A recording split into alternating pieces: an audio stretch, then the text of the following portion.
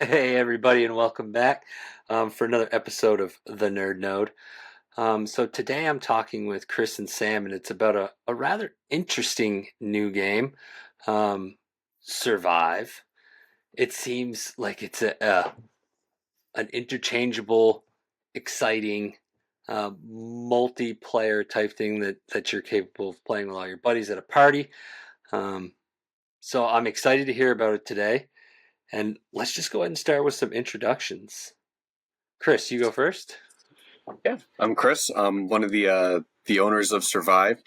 Um, we've been at this since what, Sam? 2015, Somewhere around there, yeah, I somewhere think. around there. So it's been a good while. So Sam and I met in college. We were both history majors. I love movies. I particularly love horror movies. So we'll there's some elements in that in this game as well in one of our editions, but love Star Wars, love Lord of the Rings.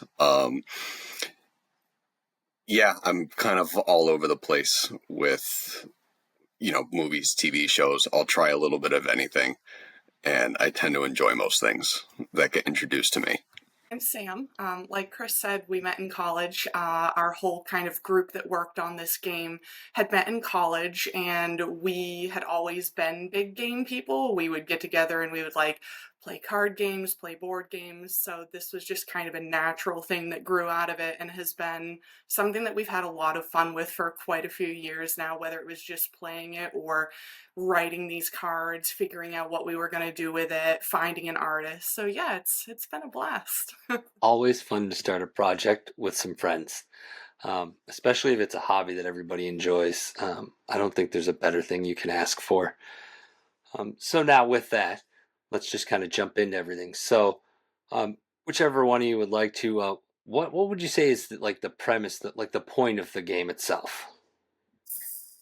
I'll take it. So the premise of the game is to outlast the person sitting next to you. You're thrown into these deadly scenarios, um, and you pretty much decide spot on who is going to die first.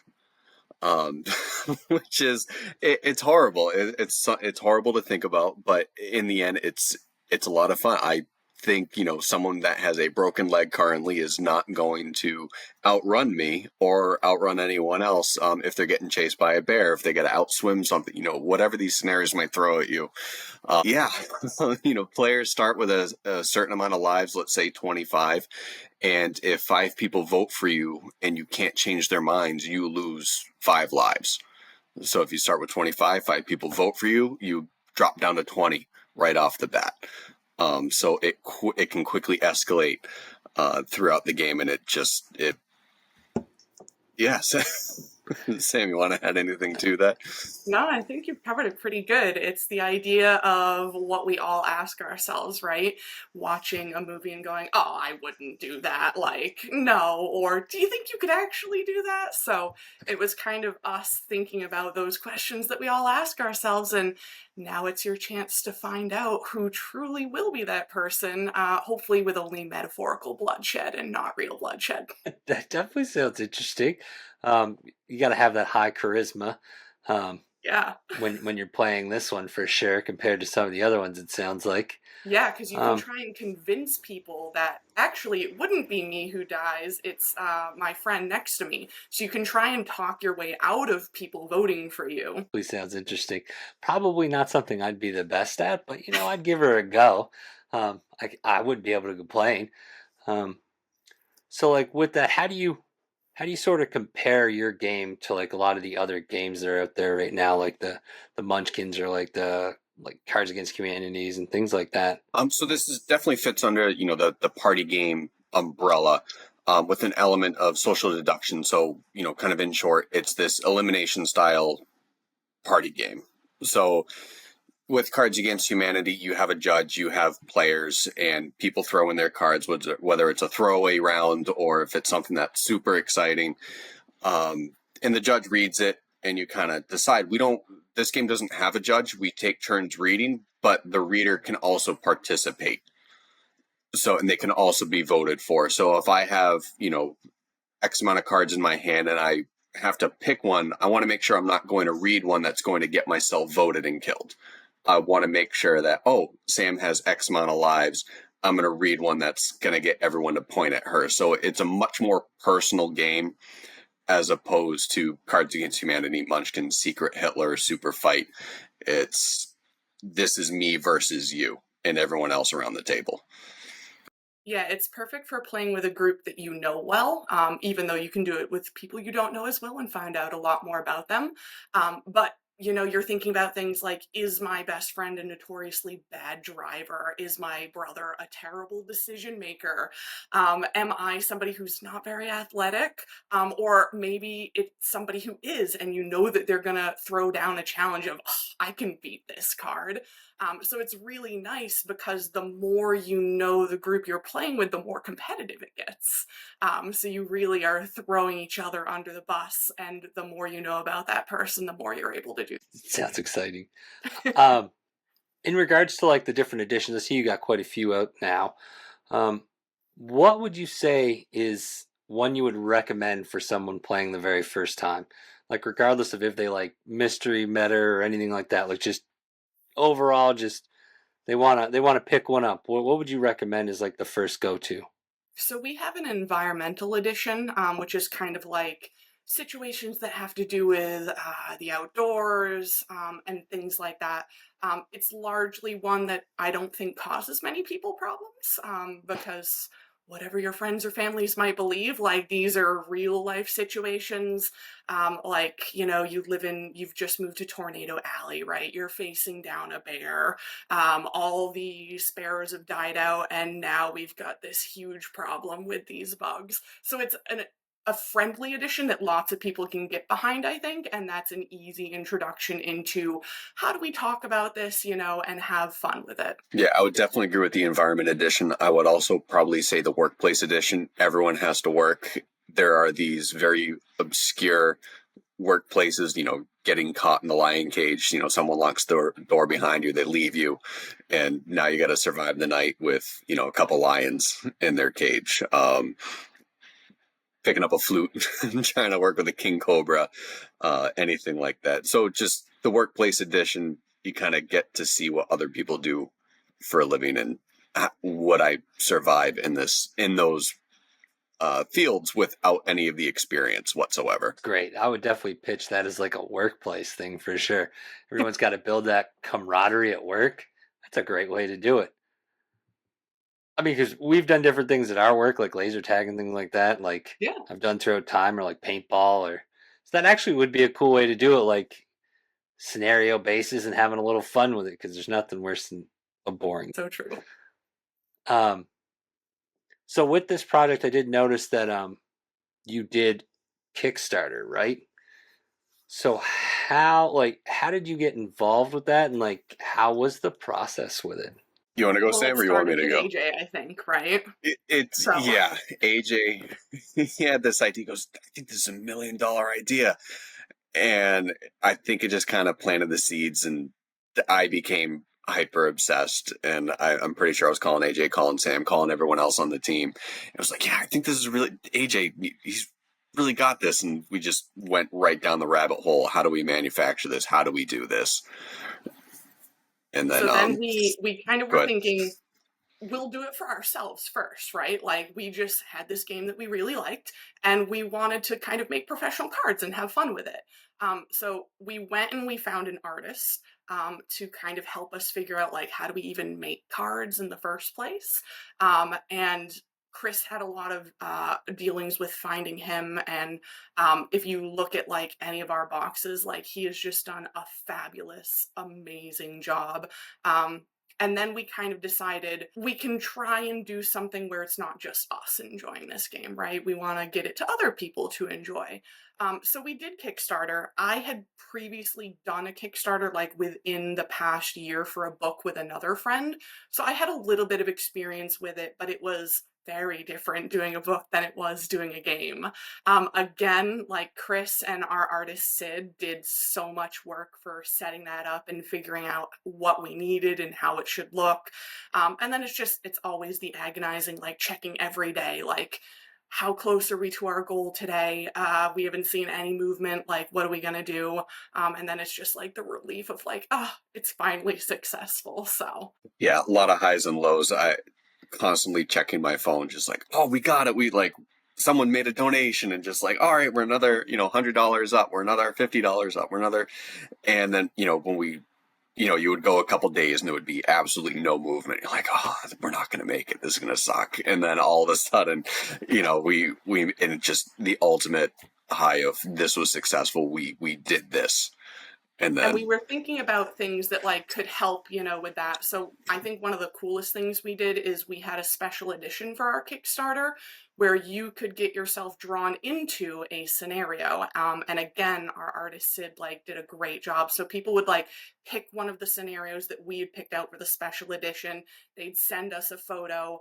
And Sid would kind of create them within that scenario. So that was a really cool thing that like we wouldn't have been able to do otherwise, except for Kickstarter. So it was really neat. yeah, the special edition has 80 cards, I believe, and out of those 80, I think close to 70 have people in all of them. So there's only about 10 which were early on cards that were just kind of made up people. So everyone that kind of contributed to that special edition, sending in photos, was really cool to see the community come together to do. Oh, that's always awesome when you got like the community involvement like heavily like that. That has to make you feel great. Um, And it was fun seeing them like get their card and like post pictures of themselves like there I am right there. So yeah, that's definitely special when the community's involved. What's the first thing you did when you found that like your Kickstarter succeeded and it was funded and everything? What's like the big first thing? Like a party? Like what I was it? cried. It was tears of joy. It was, I mean, we ran a campaign the first time and it wasn't it successful. And then failed. we went back to the drawing board. What can we do better? What can we learn in this second one? We did everything correct. I mean, we were successful. So I'm going to say so it was just a really cool feeling. Just a lot of phone calls. We did it. We Yeah, it made was the it. phone call tree, right? Because we all live in, the same state, but we're very far from each other for some of us. So it was like, it worked, like we did it. Did you see it yet? Yeah. So I think immediately after it was, all right, we need to get all of the pledges, we need to get the addresses. So right after that, it was we It need was to get back the to business. manufacturing. So we had that line, lined up of we know who's going to manufacture it. We need to tidy all that up.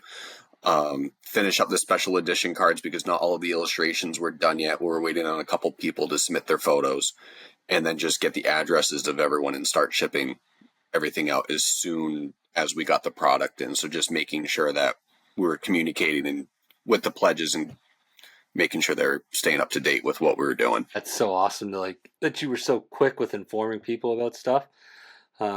People definitely appreciate it when they give their hard-earned money and stuff like that and support and like they get that back.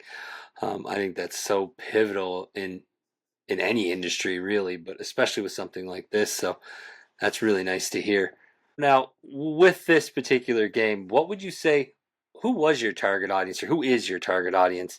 And is there an audience you're still trying to grab at that you haven't quite got your fingers into yet? I think we're kind of looking at people who were sort of like our age, like post out of college. It's definitely more for adults, given some of the stuff our cards look at. So definitely more towards adults. And we were like, we were 20s when we were putting this together. Most of us are now in our 30s. So I think maybe some of our older adults who maybe we could slip into getting a little bit more because I think it is more at a young audience right now, but it is something that I think could go for those older adults who are looking to have some fun as well. It's also great for, as we've mentioned, groups that know each other. And it's nice because you can get a really big group to play together because our decks are pretty large, so the more you have, like, you can play with groups of like 8+ people, which I think is hard to find sometimes, is a game that you can do with a party when you're having like a family reunion or something like that. For sure, like the bigger you can accommodate, it's almost the better. Like it just increases your audience. So what's the smallest group you think you could play with that's still keeps it flowing and is good. Because I get the A+, but what's the like the? Sometimes you only got like a couple people. So, what would you say is the smallest? I feel I would say maybe 4 people Yeah, would be kind of on the smaller range that you could play it with. So you've still got enough people who can vote, and you've got your person who's the card reader, but they can also be voted into the scenario. So I think you could do it with 4 people and still have a good time. I think that's what we originally played with anyways, was 4 of yeah, us. yeah. I would definitely say 4. Under that, you could get into the 2 people are always ganging up on one person, and then that person's just like, I'm not even. I'm done with I don't want this. to deal with this anymore. You're playing favorites, just yeah, definitely 4. All right. So, which one is your favorite so far? Which one? Which edition? So I think we're very biased towards the history edition because when we were in college, all of us who made this game were history majors. So I think we're all very biased towards that one. But going kind of like into our Kickstarter the second time around, we created a crime edition, and it's my favorite box art. I love the art on that. And that Yeah, one was really fun to do because we kind of got into the more nitty gritty, like evil mindset. Not that there wasn't some of that going anyways. So that was probably my favorite edition after kind of the history one that we're all biased towards.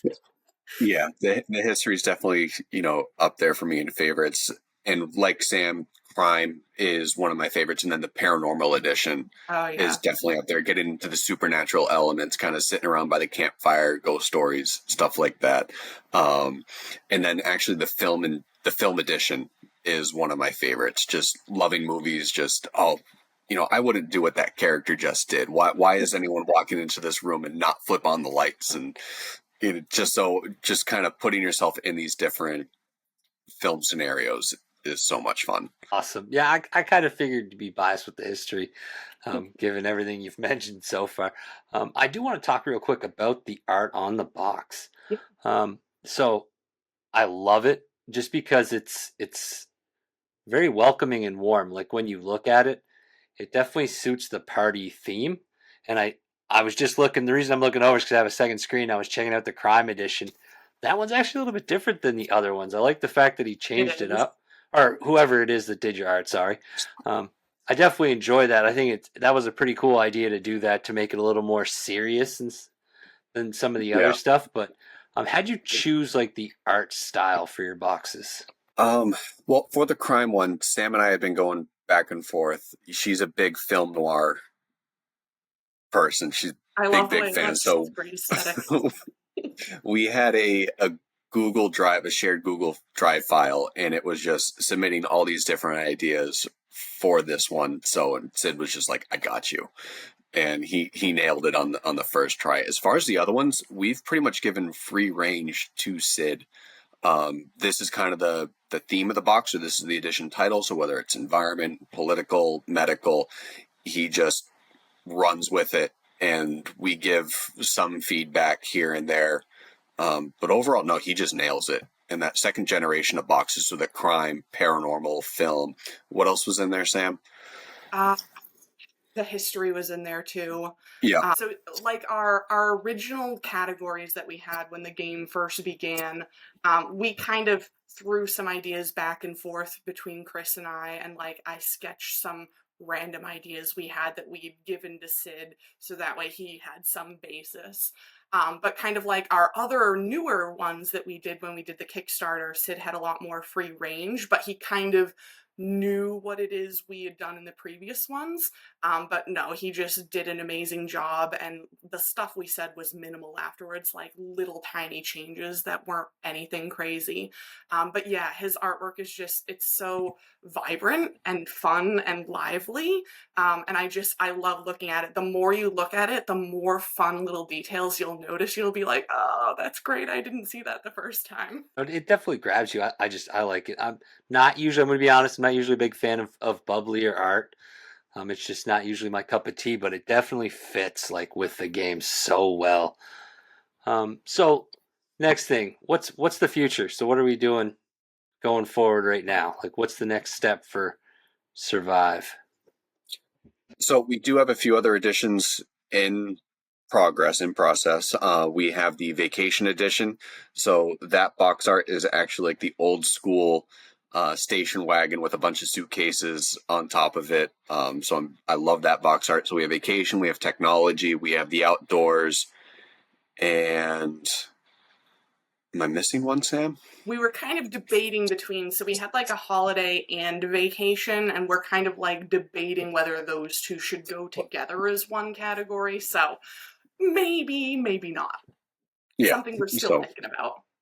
Yeah, so holiday's another one. And then we are designing a master box. So that way, instead of having all the editions loose, we have a box with a tray inside so you can fit all the editions inside, plus the special edition, plus the scorecards and the dry erase markers all in one box. So that way you can transport everything. But if you don't want that, all of these boxes, they're just the size of a poker card box. It's easy to transport. You can fit it in your pocket, and you can just take it with you to your game nights. But as we all know, nerds are very collector oriented, as I've talked about in other interviews too. So there'll be plenty of people once they start getting into it, they're going to want that box. Because I mean, anytime you buy stuff, you got to collect. It's just a habit. I've noticed that nerds have a little bit even more than like sports collectors. So it's definitely something. Yeah, that's a genius idea, and I'm sure it's going to do well. And if you're looking for a vote, I think you should do separate, like in regards to like vacation and holiday. Only because personally, when I think vacation and holiday, vacation's immediate family that goes somewhere or friends, and then holiday is like extended family and always gets crazy. So I mean, yeah, that's my vote in case. Um, and then one last thing. So where can people get this? I know we're gonna post links and everything. Don't worry, anybody. If you're looking to get this stuff, I'll definitely have links everywhere. But where can they go? So you can go right to our website, survivethegame.org, and then it's easy enough. There's a shop button, and all of our products are listed right there. Hey, perfect. And just in case anybody's confused real quick, the reason we didn't go into too much detail about how to play the game is because on our main podcast, Crossing the Nerdverse, we are going to play the game. It's been a little derailed with some of our own environmental issues and different things that have been going on. So I didn't want to talk too much about how to play and things like that, just because I want that episode to come out. I want everybody to kind of see it and tag it in with this one here, and then it'll work really well together. So lastly, either one of you, anything else you'd like to get out there? I hope that in your playthrough you find what I think of as being the notorious card. So there's that card that will kill you every single time you play. So there's a card in the original edition that when it comes up, every single finger points to me. And it's like, no questions asked. You will be the one who dies. So I love when it comes to my hand because then I make sure it never gets played.